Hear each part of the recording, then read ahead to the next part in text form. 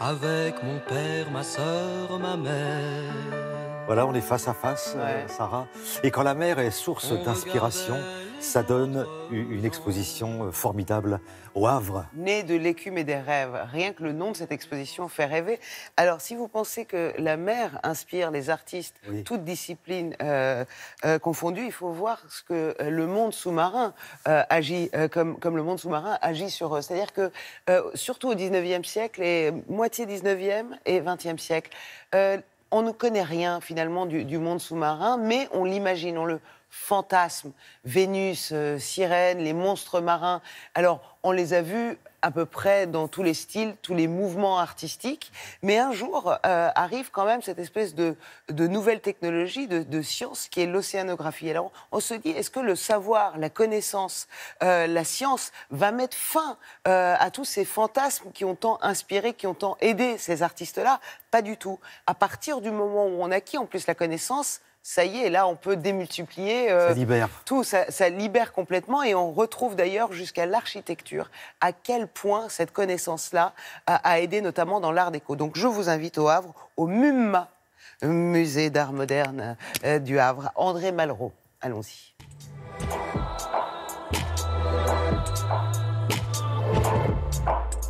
Le titre de l'exposition, Né de l'écume et des rêves, fait référence bien entendu à la naissance de Vénus, déesse de la beauté et de l'amour qui, dit-on, est née de l'écume des rêves.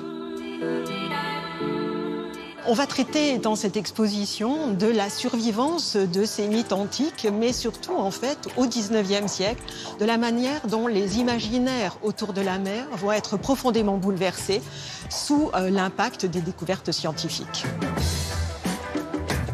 L'œuvre qui accueille le visiteur, c'est une œuvre absolument exceptionnelle qui représente une vallée sous la mer. C'est une œuvre qui, comme le roman de Jules Verne, 20 000 lieues sous les mers, est une œuvre de science-fiction. On ne connaît pas, à l'époque, les fonds sous-marins. En 1862, on est là devant une pure œuvre visionnaire. La peur et la fascination vont de pair.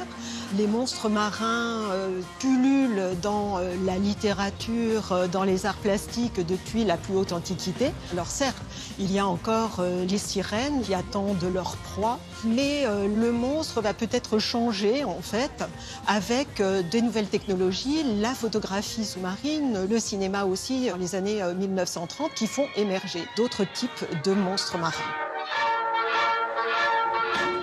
This must be underwater love. The way I feel it sleeping all over me. This must be underwater love. Dès le 19e siècle, en fait, les artistes peuvent être embarqués à bord d'expéditions scientifiques. On a besoin d'eux quand la photographie n'existe pas, tout simplement déjà pour dessiner ce que l'on découvre. En cette fin de XXe siècle, début du XXIe siècle, les grandes expéditions scientifiques internationales telles que Tara invitent à bord de jeunes artistes sur les mers du Pacifique qui photographient ces fonds océaniques qui deviennent complètement déserts. En dehors de cette documentation, il y a quelque chose qui est du domaine d'une œuvre d'art et qui est aussi quelque chose qui est du domaine de la prise de conscience de problèmes environnementaux.